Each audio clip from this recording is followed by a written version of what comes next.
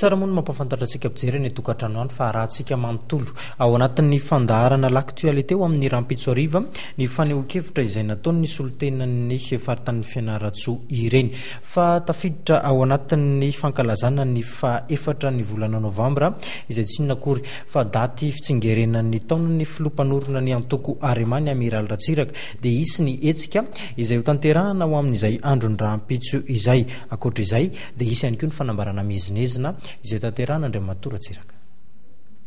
Miantso ny kamarady namana Arema ary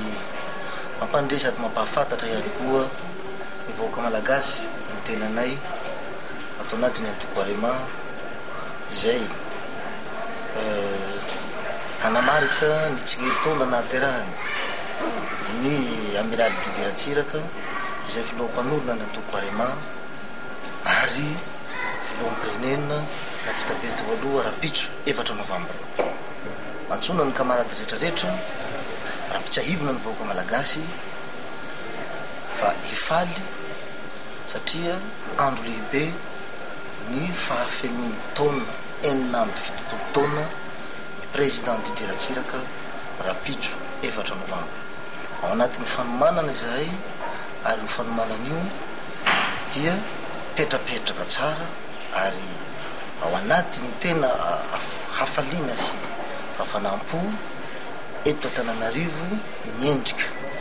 nasionaly tarihiny professeur Ange Andrianasoa ary anatrika daholo ny comité directeur rehetrarehetra izay atao ry amin'ny siège ny Arema Anosizato l'école Adama hiditra